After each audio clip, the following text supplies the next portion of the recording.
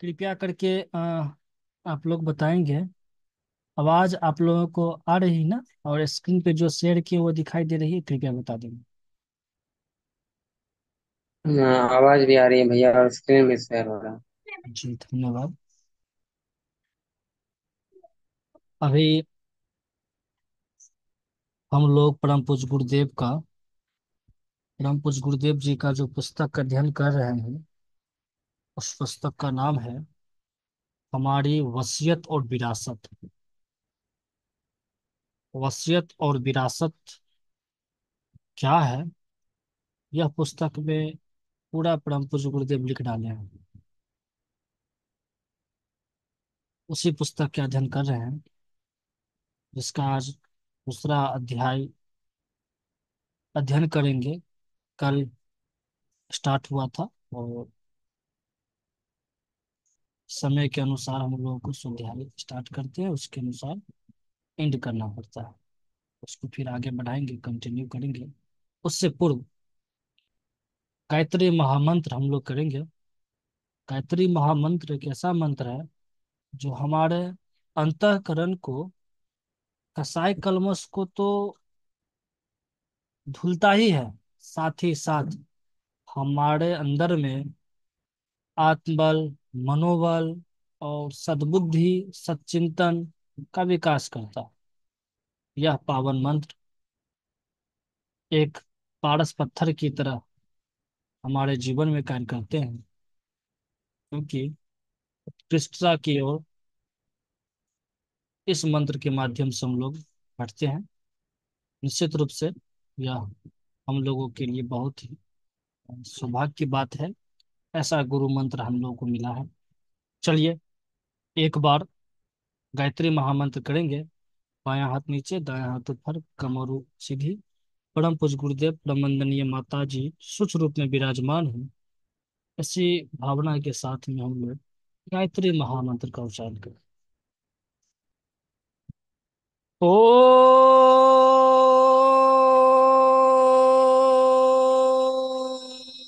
भूर्भुवः स्वः तत्सवितुर्वरेण्यं भर्गो बंद से देवस्य धीमहि धियो यो नः प्रचोदयात्।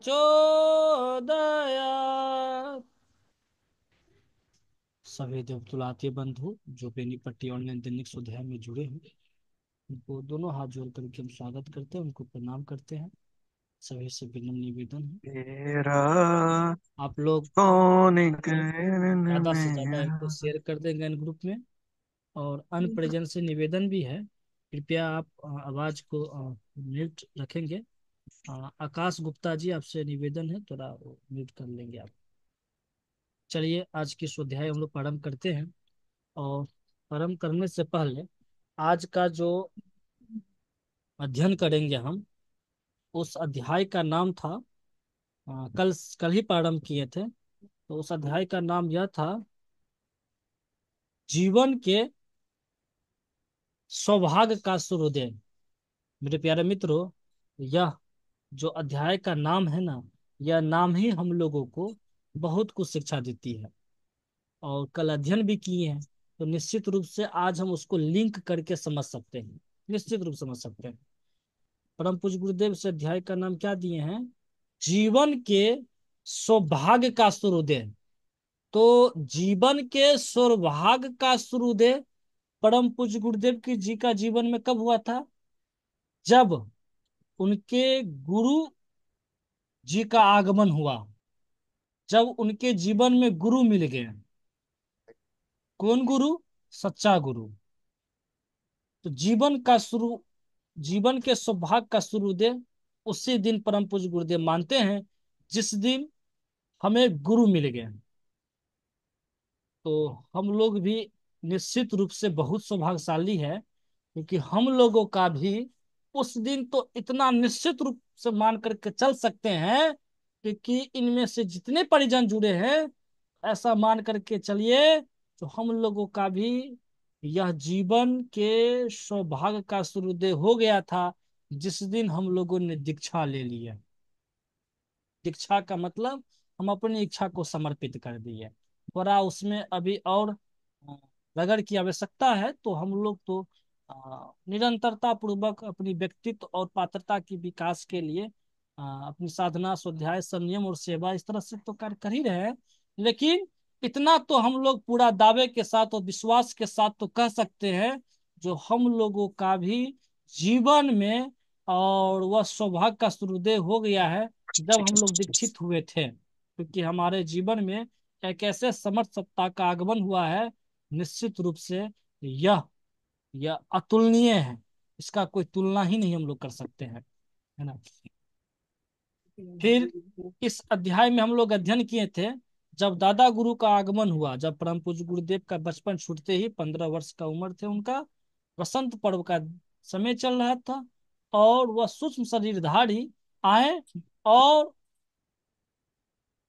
वो आने का प्रयोजन बताए हैं। प्रयोजन यह बताए हैं, जो सूक्ष्म शरीरधारी, जो स्थूल शरीरधारी है, तो जिस तरह से स्थूल शरीरधारी जन संपर्क कर सकते हैं, तो सूक्ष्म शरीरधारी के लिए ये नहीं बन पाता है। तो सूक्ष्म शरीरधारी भी जो होते हैं, जो ऋषि सत्ता होते हैं, तो सबके पास में नहीं आते हैं। यानी कि दादा गुरु ने, परम पूज्य गुरुदेव जी का जो पिछला 3 जन्म है उनके साथ रहें, और पिछले तीनों जन्म में देखेंगे, संत कबीर का जीवन देखिए आप, समर्थ गुरु रामदास जी का जीवन देखिए आप, रामकृष्ण परमहंस जी का जीवन देखिए आप। उन्होंने इस समाज को, देश को, राष्ट्र को, विश्व को एक क्रांतिकारी दिशा दिए थे। वे उन्होंने एक सही दिशा बोध दिए थे, और उन्होंने उस समय के, वर्तमान समय की जो समस्या थे, उनको समाधान के लिए पूरा के पूरा अपने जीवन को समर्पित कर दिए थे उन्होंने। तो किसी भी दृष्टि से आप देख सकते हैं, तो एक अध्यात्म के उच्चतम शिखर पर जा करके उन लोगों ने, वो महापुरुषों ने इस तरह का कार्य करके समाज को एक नया दिशा धारा दिए हुए थे। फिर दादा गुरु आए और यह बताएं, जो इस समय भी हमारे विश्व सब मानव के लिए बहुत ही एक आपत्ति काल का समय है, और यह जीवन भी आपको इसी स्तर का जीवन जीना है।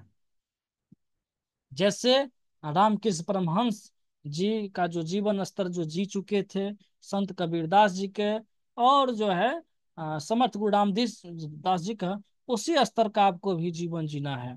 तो ऐसा उन्होंने बताया, यानी कि ये विश्व मानवता जो अभी बिलख रहा है, रो रहा है, कलप रहा है, और उनके जीवन में जो इस तरह के समस्या जो आ गए हैं, तो उस समस्या के समाधान के लिए आपको निमित्त बनना पड़ेगा, निमित्त बनना पड़ेगा। तो परम पूज्य गुरुदेव के बहुत बात स्मरण मन में आए, क्योंकि लोग गुरु की तलाश में जहां तहां फिरते हैं, लेकिन गुरु ही आए, इसका मतलब कुछ न कुछ बहुत ही बड़ी उद्देश्य की बात है। फिर उनके मन में स्मरण आए, क्या बात आए उनके मन में, यहाँ से अब शुरुआत करेंगे। यह स्मरण मन में उनके जीवन में आए, जो आपके स्क्रीन पर दिखाई भी दे रहा है। रामकृष्ण विवेकानंद। विवेकानंद के गुरु कौन थे? रामकृष्ण परमहंस। समर्थ रामदास शिवाजी, चाणक्य चंद्रगुप्त, गांधी और विनोबा का, बुद्ध और अशोक का गुरु शिष्य संबंध स्मरण हो आया।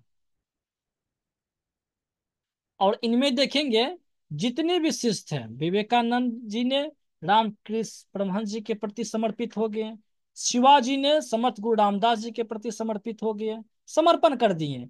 अशोक उस समय के सम्राट थे, वो भी बुद्ध के चरणों में समर्पण हो गए थे। विनोबा जी ने, वो भी जो है सो समर्पित कर दिए थे अपने आप को। तो यहाँ पर कुल मिलाकर के यहाँ पर परम पूज्य गुरु यह कह रहे हैं, जब कभी भी गुरु और शिष्य के जो संबंध जो होता है, ये बड़ी महत्वपूर्ण लाइन है, अब समझने वाली बात है, जिनकी आत्मीयता में ऐसा कुछ न हो, क्या, सिद्ध, सिद्धि, चमत्कार, अभी तो गुरु शिष्य का मतलब यह है, तो फलाना गुरु को हम प्रणाम कर लेंगे या पैर छू लेंगे या उनके चक्कर लगा लेंगे, बस हो गया मेरा कल्याण हो जाएगा, ये है। मतलब अभी वर्तमान समय में देखिए ना, हर एक दिन टेलीविजन न्यूज पर एक नए बाबा निकल करके आ जाते हैं। वहां पे बाबा को दर्शन मात्र करने से सब हो जाता है। यहाँ पर इस पुस्तक में पूरा स्पष्ट कर दिया गया है। अगर हम इसमें एक एक लाइन को चिंतन करेंगे तो बहुत कुछ नया सीखने को मौका मिलेगा। तो क्या करें परम पूज्य गुरुदेव, सिद्धि चमत्कार कौतुक कौतूहल दिखाने या सिखाने का क्रियाकलाप चलता रहा हो, समझना चाहिए कि वहां गुरु और शिष्य की क्षुद्र प्रवृत्ति है, क्षुद्र प्रवृत्ति है। कौतुक कौतूहल दिखाने या सिखाने की जो क्रिया कलाप चलता है, तो यह क्या है, क्षुद्र प्रवृत्ति है। और जादूगर बाजीगर जैसा कोई खेल खिलवाड़ चल रहा है।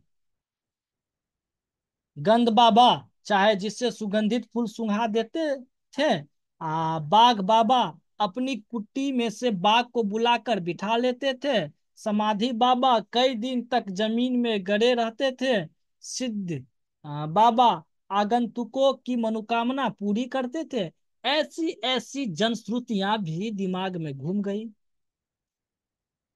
और समझ में आया कि यदि इन घटनाओं के पीछे मिसमेरिज्म स्तर की जादूगरी थी तो कैसे हो सकते हैं। ठंडे प्रदेश में गुफा में रहना जैसी घटनाएं भी कौतूहल वर्धक ही है। जो काम साधारण आदमी न कर सके उसे कोई एक करामात की तरह कर दिखाए तो इसमें कहने भर की सिधाई है। मौन रहना, हाथ पर रखकर भोजन करना, एक हाथ ऊपर रखना, झूले परे परे झूले पर पड़े पड़े समय गुजारना जैसे असाधारण कर्तव्य दिखाने वाले बाजीगर सिद्ध हो सकते हैं। पर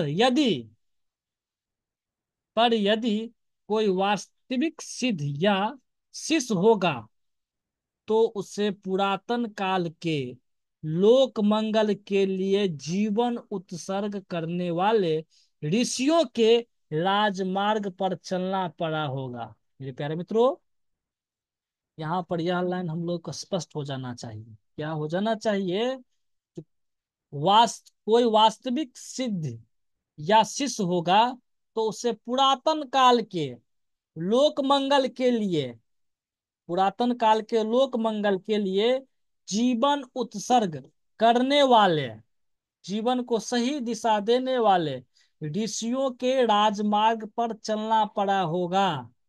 आधुनिक काल में भी विवेकानंद, दयानंद, कबीर, चैतन्य, समर्थ की तरह उसी मार्ग पर चलना पड़ा होगा। भगवान अपना नाम जपने मात्र से प्रसन्न नहीं होते, न उन्हें पूजा प्रसाद आदि की आवश्यकता है। जो उनके इस विश्व उद्यान को सुरमय सुविकसित करने में लगते हैं उन्हीं का नाम जप सार्थक है। मेरे प्यारे मित्रों, यहाँ पर यह लाइन स्पष्ट हो गया हम लोगों को, तो भगवान अपना नाम जपने मात्र से प्रसन्न नहीं होते हैं, न उन्हें पूजा प्रसाद आदि की आवश्यकता है। जो उनके इस विश्व उद्यान में, ये सारा विश्व और सारा जो संसार है वह भगवान का एक बगीचा है। आ, तो उनको सुरमय सुविकसित करने में लगते हैं उन्हीं का नाम जप सार्थक है। यह विचार मेरे मन में उसी वसंत पर्व के दिन आ, दिन भर उठते रहे। मेरे प्यारे मित्रों, यह पढ़ते हुए मुझे एक कहानी याद आ गया मेरे मन में। जो एक राजा थे और दो माली थे, उनके बगीचा था, तो उनको काम पे रखे। जो दोनों को अलग अलग ड्यूटी दे दिए थे, ये बगीचा आपको देख रेख करना, अब इनको देख करना है। तो एक राजा के जो नौकर थे वो क्या किए, उस राजा जी का एक तस्वीर बना लिए, फोटो बना लिए और उस राजा जी को तस्वीर बना करके उनका परिक्रमा चारों तरफ करते थे, उनको पूजा पाठ आरती करते थे और राजा जी का खूब नाम लेते थे जो राजा थे। और दूसरे जो व्यक्ति थे, तो जो राजा जी ने उनको आदेश दिया, राजा जो आपको इस बगीचे को अच्छा करना है, सिंचाई करना है, साफ सुथरा करना है, बेहतर बनाना है, इसीलिए दोनों को रखे थे। तो एक व्यक्ति जो राजा जी के खूब गुण गा रहे थे, खूब पूजा पाठ कर रहे थे, खूब अपना चर्चा कर रहे थे। एक व्यक्ति जो थे वह पूरे बगीचे को साफ सुथरा, वो खाद पानी देना और पुष्प को वगैरह वगैरह जो पौधे लगे थे, बगीचा लगा था, सबको साफ सुथरा करते थे। और उनका बगीचा भी लहलहा रहा था, एकदम बढ़िया था। एक वर्ष के बाद उन्होंने, राजा साहब ने, वो गए देखने के लिए जो उनका बगीचा था। तो पहले वाला जो राजा वो जो नौकर था उनका जो दो, तो देखे कि उस राजा जी का फोटो लगा करके खूब उनका गुण गा रहे थे, तो उनको लगा कि इतना करेंगे तो राजा जी खुश होंगे। राजा ने उनको कहे अब क्या कर रहे हैं, नहीं तो साहब आपका ये फोटो है, यहाँ पर पुष्प रोज अर्पित करते हैं और आपका नाम लेते हैं, और आप ही 24 घंटा मेरे मन में रहते, वगैरह वगैरह बोलने लगे। राजा जी ने उनको क्या किए, हटा दिए। हटो तुम यहाँ से, मेरा पूरा बाग खराब कर दिया है, कुछ भी नहीं तुम किया, ये तुमको स्किल रखे थे, ये क्या किया है तुम जो है सो, ये नाम से क्या हो सकता है जब अपने से तुम नाम जो लिए हैं यहाँ पर तो है सो। लेकिन जो दूसरा माली था, वो उन्होंने, उनको राजा का नाम भी नहीं याद था, लेकिन जो उनको कर दिया गया था, जो बगीचा था उनको पूरा बेहतर बना रहे थे, लहलहा रहे थे, उनको नौकरी पर रखे और इनको हटा दिए। उसी प्रकार भगवान का भी यही वाला बात है। भगवान का बस यहाँ पर ये सटीक बात बैठता है। परम पूज्य गुरुदेव भी यह बात स्पष्ट कर दिए हैं, जो पूजा प्रसाद आदि की आवश्यकता जो उनके विश्व उद्यान को शुरू में सुविकसित करने में लगते हैं, उन्हीं का नाम जब सार्थक है। यह विचार मेरे मन में उसी वसंत पर्व के दिन दिन भर उठते रहे, क्योंकि उनने स्पष्ट कहा था कि पात्रता में जो कमी है, पात्रता में जो कमी है उसे पूरा करने के साथ साथ लोक मंगल का कार्य भी साथ साथ करना। यानी अपनी धुलाई, पात्रता में जो कमी है मतलब पात्रता विकसित करना, तो उनकी धुलाई करना है, और साथ ही साथ जो है लोक मंगल के कार्य भी साथ साथ करना है। मेरे प्यारे मित्रों, बताएंगे आप लोग को स्पष्ट है ना? कृपया बता देंगे, आवाज आ रही है सही से? जी भाई जी। जी जी, धन्यवाद। आप लोग इसको लिंक को ज्यादा से ज्यादा शेयर कर देंगे, ठीक है? चलिए फिर आगे परम पूज्य गुरुदेव क्या कह रहे हैं यहाँ पर है, एक के बाद दूसरा, एक के बाद दूसरा नहीं, दोनों साथ साथ। अच्छा, 24 वर्ष पालन करने योग्य नियम बताए, साथ ही स्वतंत्रता संग्राम में एक सच्चे स्वयं सेवक की तरह काम करते रहने के लिए कहा। उस दिन उन्होंने हमारा समूचा जीवन क्रम किस प्रकार चलना चाहिए, इसका स्वरूप एवं पूरा विवरण बताया। बताया ही नहीं, स्वयं लगाम हाथ में लेकर चलाया भी। चलाया भी नहीं, हर प्रयास को सफल भी बनाया। उसी दिन हमने सच्चे मन से उन्हें समर्पण किया। वाणी वाणी ने नहीं, आत्मा ने कहा, जो कुछ पास में है आपके निमित्त ही अर्पण, आपके निमित्त ही अर्पण। भगवान को हमने देखा नहीं, पर वह जो कल्याण कर सकता था वही कर रहे हैं। इसीलिए आप हमारे भगवान हैं। जो आज सारे जीवन का ढांचा आपने बताया है, उसमें राय रत्ती प्रमाद न होगा। और जीवन का ढांचा क्या था, तो परम पूज्य गुरुदेव यहाँ पर बताएं। एक तो पात्रता में जो कमी रह गई उसको विकास करना, और लोक मंगल के निमित्त एक सच्चे स्वयंसेवक के रूप में कार्य करते रहना, दोनों साथ साथ, एक के बाद दूसरा, दूसरा के बाद एक नहीं, दोनों साथ साथ होते रहना। यह उनको जो है सो परम पूज्य गुरुदेव जी को बताएं, और उन्होंने उसी दिन आत्मा से समर्पित हो गए, और राय रत्ती भर प्रमाद न होगा, ऐसा जो है सो संकल्प ले लिया। फिर आगे क्या है मेरे प्यारे मित्रों, उस दिन उनने भावी जीवन संबंधी थोड़ी सी बातें विस्तार से समझाई। गायत्री महाशक्ति के 24 वर्ष में 24 महापुरुष शरण। दूसरा नंबर में क्या है, अखंड घृत दीप की स्थापना। तीसरा में है 24 वर्ष में एवं उसके बाद समय समय पर क्रमबद्ध मार्गदर्शन के लिए 4 बार हिमालय अपने स्थान पर बुलाना। प्रायः 6 माह से 1 वर्ष तक अपने समीपवर्ती क्षेत्र में ठहराना।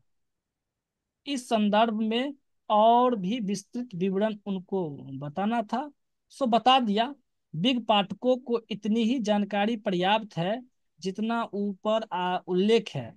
उनके बताए निर्देशानुसार सारे काम जीवन भर निभते चले गए एवं वे उपलब्धियां हस्तगत होती रही जिन्होंने आज हमें वर्तमान स्थिति में ला बिठाया। बताएंगे मेरे प्यारे मित्रों, आप लोग का स्पष्ट था ना? जल्दी से बता दीजिए।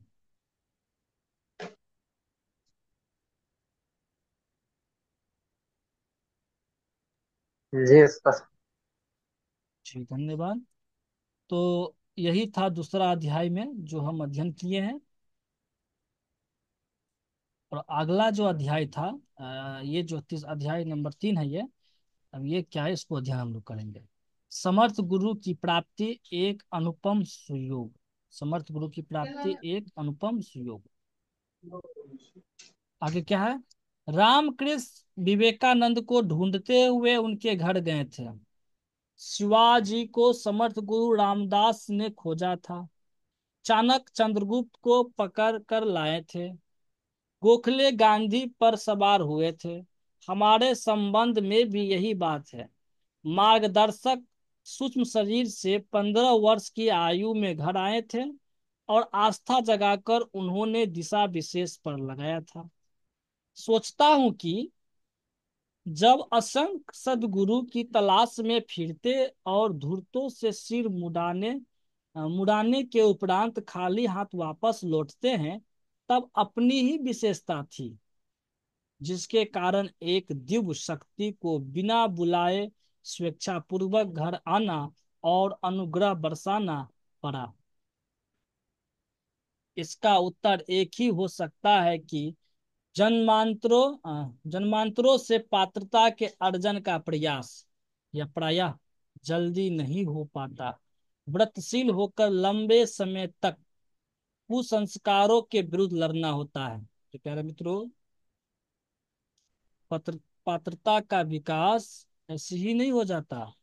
व्रतशील होकर लंबे समय तक कुसंस्कारों के विरुद्ध लड़ना होता है, तब कहीं जाकर के हमारे पात्रता विकसित होती है। फिर आगे क्या करे परम पूज्य गुरुदेव?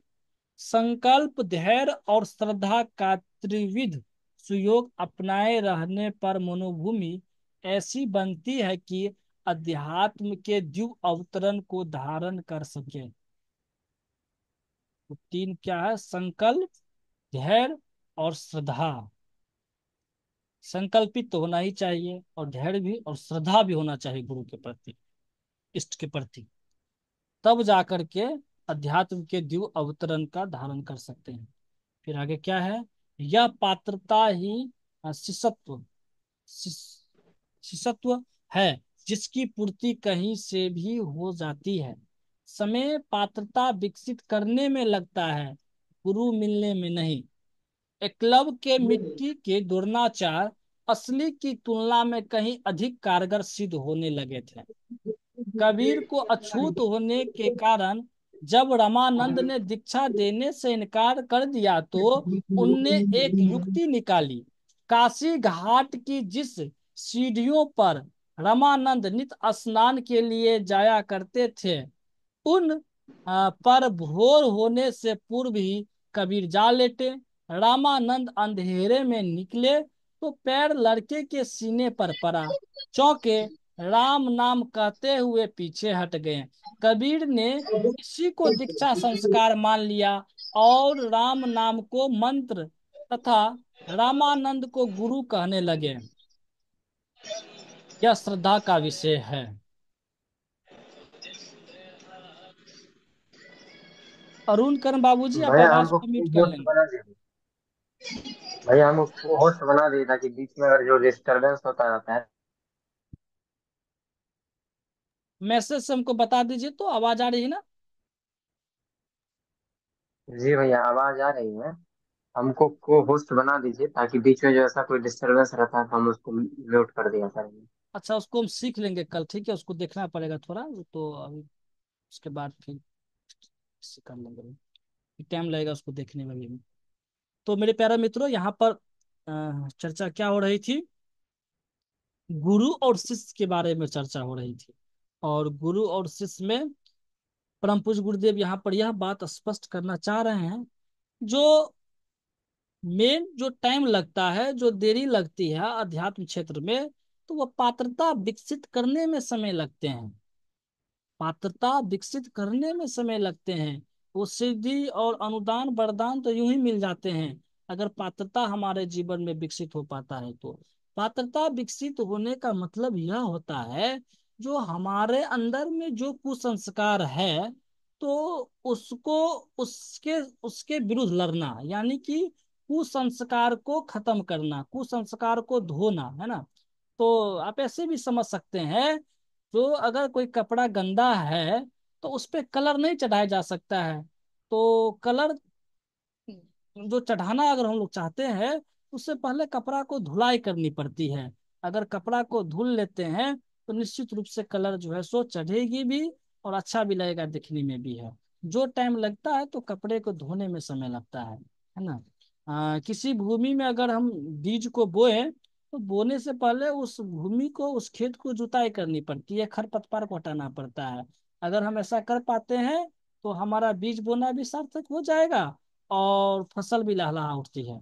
उसी प्रकार जो दिव्य सत्ता होते हैं, जो ऋषि सत्ता होते हैं, जो गुरु होते हैं, तो वे अनुदान वरदान देने के लिए तो हमेशा तैयार रहते हैं। तो माता पिता को भी ले लीजिए आप, हम लोग जो जिस परिवार में रहते हैं, तो माता पिता को भी ले लीजिए। आप देखते होंगे ऐसा, जो किसी परिवार में कोई बच्चा बड़ा भी हो जाता है, अगर उसको समझ नहीं रहता है, तो कोई उनको माता पिता भी विशेष जिम्मेदारी नहीं देते हैं। लेकिन जब पता चलता है कि नहीं, यह समझदार है, या इसका सूझबूझ समझ इसका ठीक है, तो ऑटोमेटिक जो है सो उनको जिम्मेदारी भी आ जाती है, और उस तरह से उनको कार्य का भी निर्वहन करना पड़ता है। तो आप विचार कीजिए, भगवान जो है, जिन्होंने सृष्टि बनाई, जिन्होंने अन्य प्राणियों को जीवन दिए, मनुष्य को जीवन दिए, तो वे ऐसा गलती कैसे कर सकते हैं, जो बिना पात्रता के सब कुछ अनुदान वरदान कैसे दे सकते हैं? ये कभी नहीं हो सकता है। तो मेरे प्यारे मित्रों, यहाँ पर यही परम पूज्य गुरुदेव हम लोगों को कहना चाह रहे हैं, जो टाइम जो लगता है अध्यात्म क्षेत्र में, तो पात्रता को विकसित करने में समय लगता है। उनका जो अनुदान वरदान तो ऑटोमेटिक मिल जाता है, अगर इतना कर पाए हम तो यही बात यहाँ पर थी। तो फिर उदाहरण भी, बहुत बढ़िया बढ़िया उदाहरण भी था, जो एकलव्य के बारे में बताए थे। ओरिजिनल गुरु तो द्रोणाचार्य, जो किनके पास में थे? पांडवों के पास में थे, एकलव्य के पास में तो थे नहीं। क्या थे उनके पास में? वो जंगल में मिट्टी का मूर्ति थे।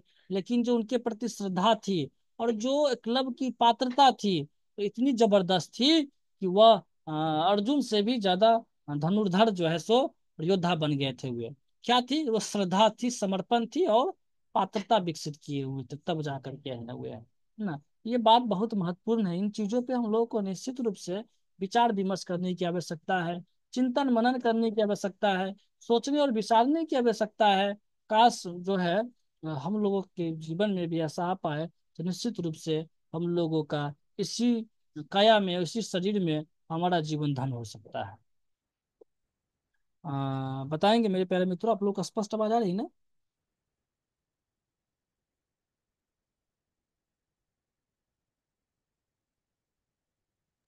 जी भैया, आवाज स्पष्ट। जी जी, धन्यवाद।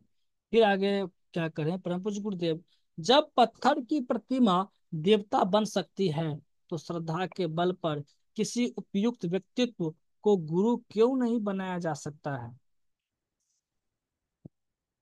आवश्यक नहीं कि इसके लिए विधिवत संस्कार कराया ही जाए, कान फुकवाया ही जाए। अध्यात्म प्रयोजनों के लिए गुरु स्तर के सहायक की इसीलिए आवश्यकता पड़ती है कि उसे पिता और अध्यापक का दूसरा उत्तरदायित्व निभाना पड़ता है।